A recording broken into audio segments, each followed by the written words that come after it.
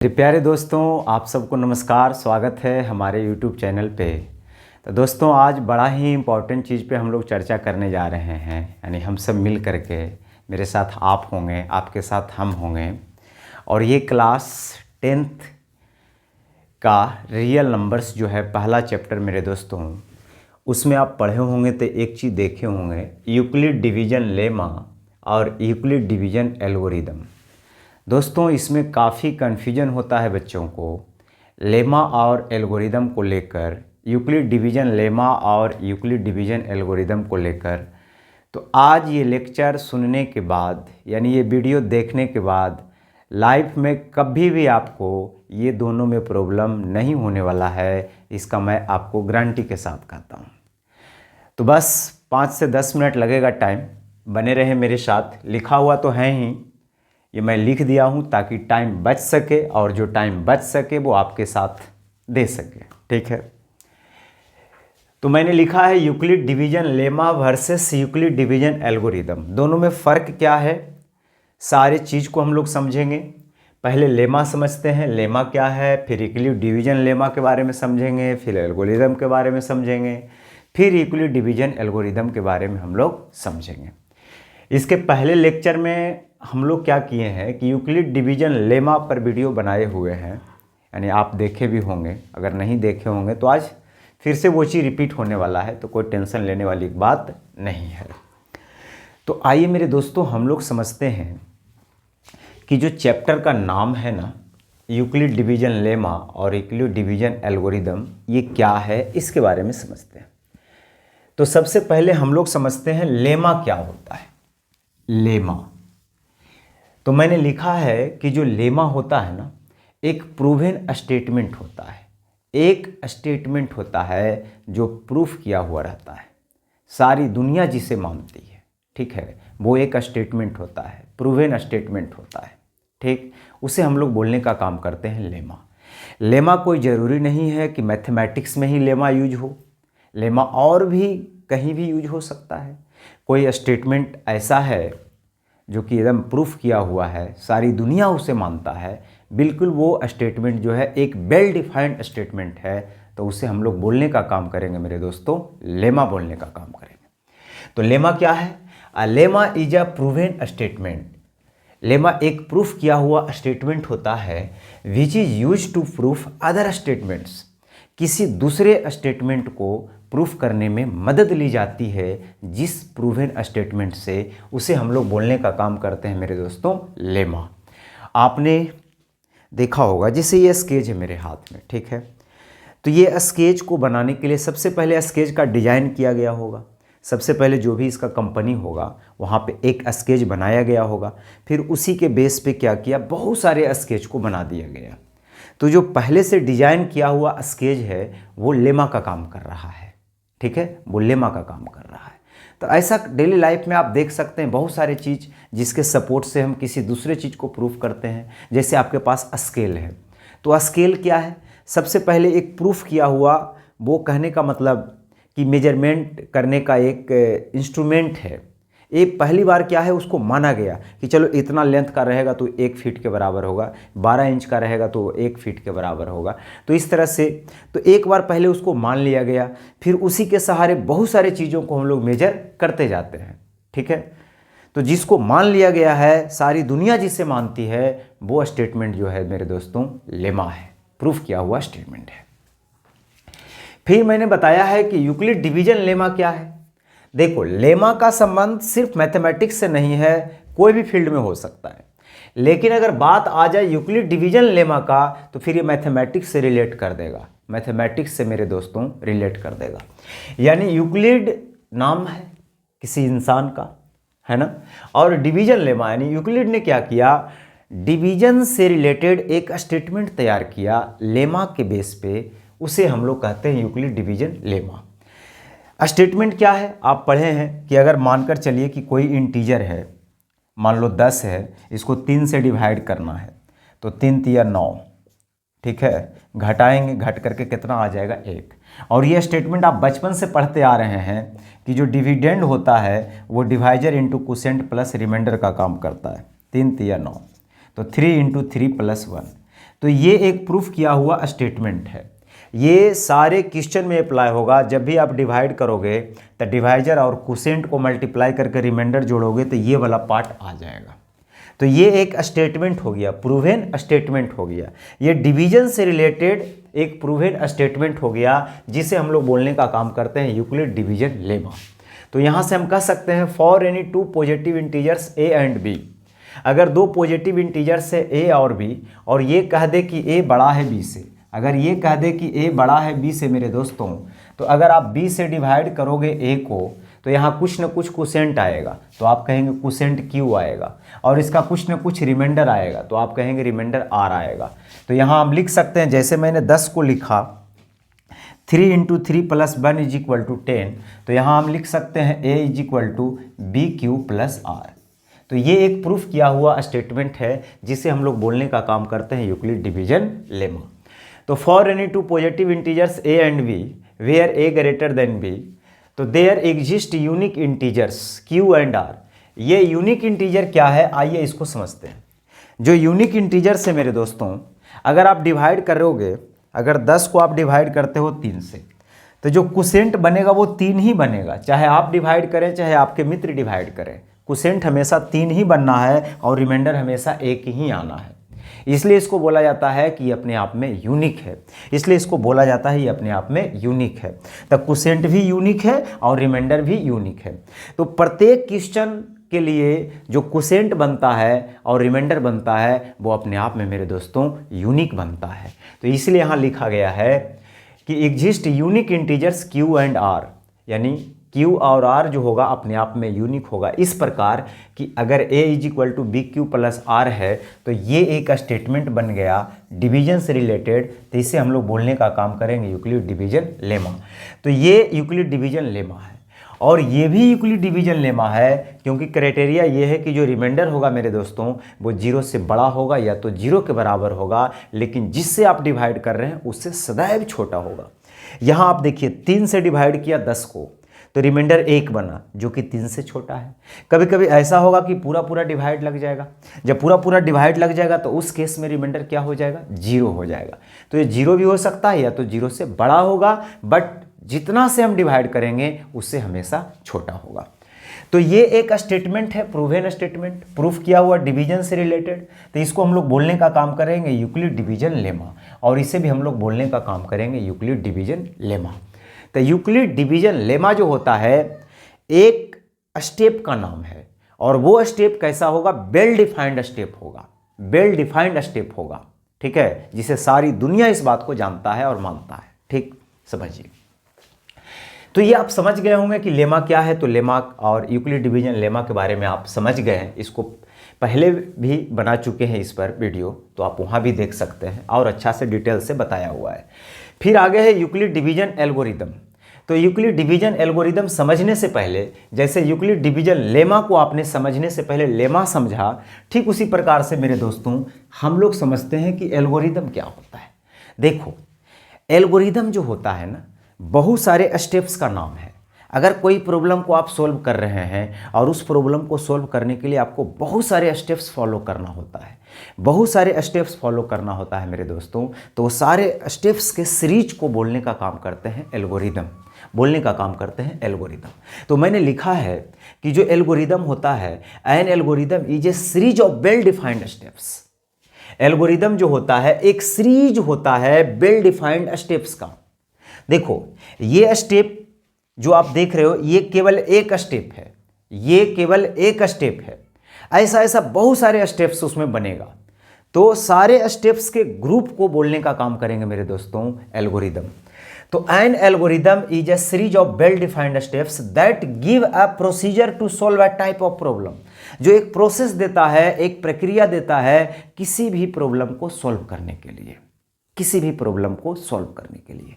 तो एल्गोरिदम सिर्फ मैथमेटिक्स में यूज नहीं हो सकता है, एल्गोरिदम डेली लाइफ में कहीं भी हो सकता है, कोई भी फील्ड में हो सकता है, चाहे वो मैथ्स हो, चाहे कोई भी अदर सब्जेक्ट हो, या सब्जेक्ट से भी बिल्कुल अलग बात हो, वहाँ हम एल्गोरिदम का यूज कर सकते हैं।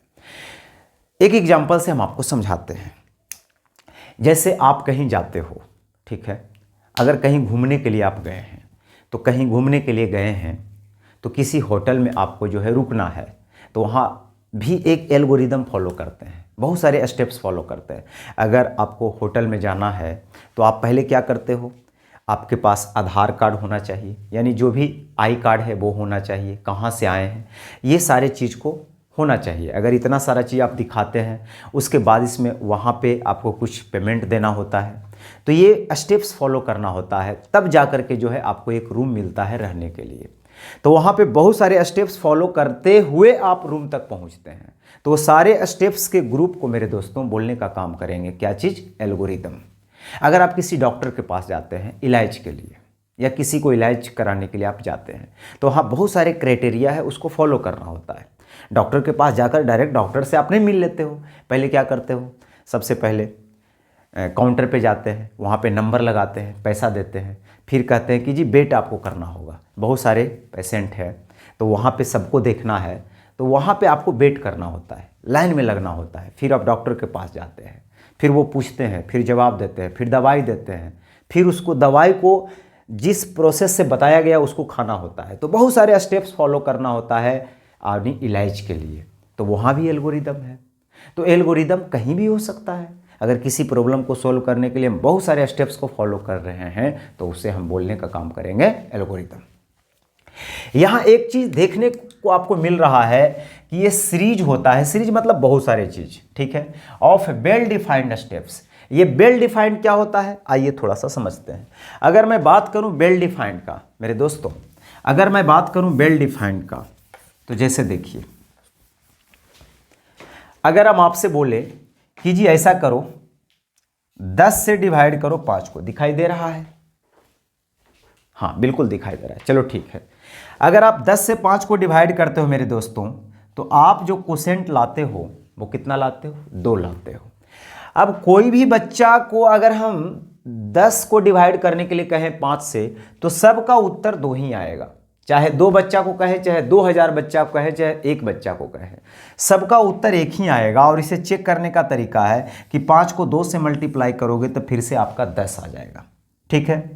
अगर आप 15 को 5 से डिवाइड करते हैं और उत्तर 3 ला रहे हैं, तो सारे आदमी जो है यही आंसर लाने वाला है 3, यानी 5 को 3 से मल्टीप्लाई करेंगे तो फिर से मेरा 15 आ जाएगा।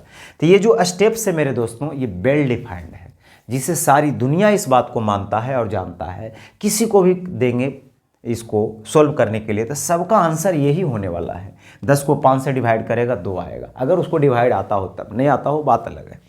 अगर 15 को आप 5 से डिवाइड करते हैं तो आंसर आप 3 लाते हैं। तो ये वेल डिफाइंड है। सिर्फ आप नहीं, आपके क्लास में जितने भी आपका साथी संग है, दोस्त हैं, जो भी हैं, सब आंसर अगर यही ला रहा है, टीचर भी यही बता रहे हैं, बुक भी यही लिख रहा है, ठीक है, तो ये वेल डिफाइंड हुआ, ये अच्छी तरह से डिफाइंड किया हुआ चीज़ है, ठीक है। तो ये वेल डिफाइंड के कैटेगरी में आएगा। तो अनडिफाइंड कौन है, जैसे देखिए 0 को अगर हम 0 से डिवाइड करते हैं तो आप आंसर 0 बताते हैं, तो यहाँ भी फॉलो हो रहा है। 0 को 0 से मल्टीप्लाई करेंगे 0 आ रहा है, तो यहाँ तो वेल डिफाइंड हो रहा है। लेकिन 0 को 0 से डिवाइड करके अगर कोई आंसर 10 ला रहा है तो यहाँ पर भी तो फॉलो हो रहा है, यहाँ भी सही हो रहा है। 0 × 10 करेंगे 0 आ जाएगा। अगर 1000 कोई आंसर लाएगा वो भी सही हो रहा है, 1 आंसर लाएगा वो भी सही हो रहा है, 50 लाएगा आंसर वो भी सही हो रहा है। तो ऐसा नहीं होना चाहिए कि 1 करोड़ आदमी बनाए तो उसका 1 करोड़ आंसर निकले। अगर ऐसा होगा तो वो वेल डिफाइंड नहीं है। और ये इसीलिए 0/0 मेरे दोस्तों वेल डिफाइंड नहीं है। 0/0 वेल डिफाइंड नहीं है, ये अनडिफाइंड के कैटेगरी में आएगा। तो जो स्टेप्स होना चाहिए, जिस स्टेप को आप फॉलो कर रहे हैं वो स्टेप अपने आप में क्या होना चाहिए, वेल डिफाइंड होना चाहिए, स्टेप्स होना चाहिए। अब जो वेल डिफाइंड स्टेप्स है वो क्या करता है, दैट गिव अ प्रोसीजर, यानी एक प्रोसेस देता है, क्या चीज़, to solve a type of problem, किसी टाइप के प्रॉब्लम को सॉल्व करने का एक प्रोसीजर देता है वेल डिफाइंड स्टेप्स के माध्यम से। उसे हम लोग बोलने का काम करते हैं मेरे दोस्तों एल्गोरिदम, उसे हम लोग बोलने का काम करते हैं एल्गोरिदम। अब आगे समझिए, अगर आप एल्गोरिदम समझ गए हैं तो आप बिल्कुल समझ जाइएगा कि यूक्लिड डिवीजन एल्गोरिदम क्या है। देखो, एल्गोरिदम का यूज यहाँ पे किया है यूक्लिड साहब ने डिवीजन से रिलेटेड, और ये यूज करता है जानते हो HCF निकालने के लिए। एल्गोरिदम का यूज जो है HCF निकालने के लिए करते हैं। जैसे आप पढ़े होंगे HCF, बचपन से पढ़ते आ रहे हैं। अगर आपको HCF निकालना है किसी नंबर दो नंबर का, दो पॉजिटिव नंबर का अगर HCF निकालना है, जैसे मान लो 10 और 12 का HCF निकालना है, ठीक है, तो आप करते क्या हो, पहले 10 से डिवाइड करते हो 12 को। अगर 10 से 12 को डिवाइड करते हो तो आप क्या करते हो, एक बार पहले लगाते हो, तो एक बार लगाते हो तो ये 10 आता है, रिमाइंडर 2 आया, नहीं आया तो फिर आगे आप प्रोसेस बढ़ा देते हो, इसको बना देते हो डिवाइजर और इसको बना देते हो डिविडेड, और ये 5 बार लगा करके आप रिमाइंडर 0 ले आते हैं और कहते हैं जी कि इसका HCF 2 आएगा। आप कहते हैं ना, आप समझिएगा यहाँ पे हर एक स्टेप में क्या हो रहा है, यूक्लिड डिवीजन लेमा यूज हो रहा है। जैसे आपको 10 और 12 का HCF निकालना था तो आपने 12 को कैसे लिखना चाहा, तो 12 को लिखने का तरीका है, यूक्लिड डिवीजन लेमा कहता है A = BQ + R। तो यहाँ A का काम 12 कर रहा है, B का काम 10 कर रहा है, एक जो है Q का काम कर रहा है, तो हम 12 को लिख सकते हैं 10 × 1 प्लस रिमाइंडर 2। तो ये देखो A = BQ + R है। तो ये एक स्टेप हुआ, ये एक स्टेप हुआ, और वो स्टेप क्या है, वेल डिफाइंड स्टेप है। वेल डिफाइंड कैसे है, आपने 10 से अगर 12 को डिवाइड करिएगा तो सारा आदमी उसका क्वोशेंट 1 ही लाएगा और रिमाइंडर 2 ही लाएगा। तो एक स्टेप हुआ और ये स्टेप अपने आप में कहलाएगा यूक्लिड डिवीजन लेमा।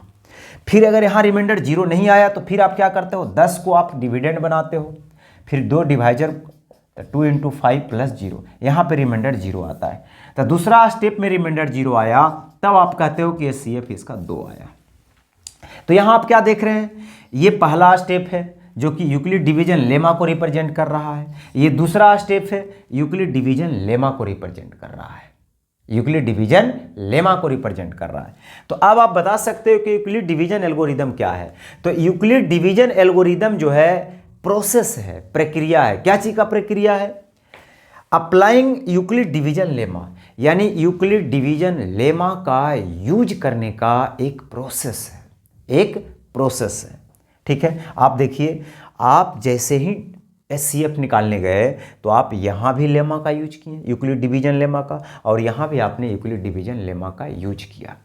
तो आप यहाँ कर क्या रहे हैं, यूक्लिड डिवीजन एल्गोरिदम में यूक्लिड डिवीजन लेमा का यूज कर रहे हैं और प्रॉब्लम को सॉल्व कर रहे हैं। तो Euclid division algorithm is the process of, यहाँ ऑफ हो जाएगा, of applying Euclid division lemma, यानी यूक्लिड डिवीजन लेमा का अप्लाई करने का ये एक प्रोसेस होता है, ठीक है। In succession several time, succession का मतलब सक्सेसिव वे में जा रहा है, यहीं से देखिए जहाँ पे नहीं रिमाइंडर आया वहीं से शुरू कर दिए डिवाइड करना, तो ये सक्सेसिव वे में जा रहा है। तो इन सक्सेशन सेवरल टाइम्स, यानी अनेक बार हम उसका यूज कर सकते हैं। ये तो 2 स्टेप में रिमाइंडर 0 आ गया, कभी कभी ऐसा होगा कि 10-10 स्टेप चला जाएगा, वहाँ पे रिमाइंडर 0 आएगा। तो जब तक रिमाइंडर नहीं 0 आएगा जब तक आप हर एक स्टेप को फॉलो करते जाएंगे। तो ये क्या है, in succession several times to obtain the HCF of 2 positive number, यानी 2 पॉजिटिव नंबर का HCF निकालने का ये जो है मेरे दोस्तों सक्सेशन सेवरल टाइम्स जो है यूज करते हैं, यानी अनेक बार जो है यूक्लिड डिवीजन लेमा का यूज करके हम लोग क्या करते हैं, HCF निकालते हैं। तो अगर मैं अब आपसे पूछूं कि दोनों में फ़र्क क्या है, तो दोनों में थोड़ा सा फ़र्क समझ में आया कि यूक्लिड डिवीजन लेमा एक स्टेप का नाम है।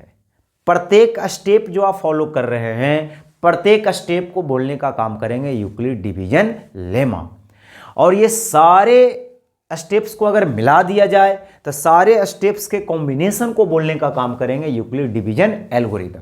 यानी यूक्लिड डिवीजन एल्गोरिदम क्या हुआ, बहुत सारे यूक्लिड डिवीजन लेमा का कॉम्बिनेशन हुआ, है ना।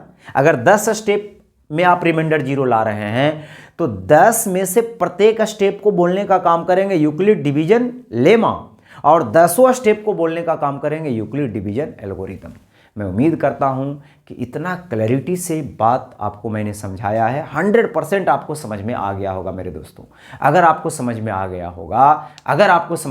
होगा, तो एक कर्तव्य तो बनता है, चैनल पे अगर नए हैं तो सब्सक्राइब कर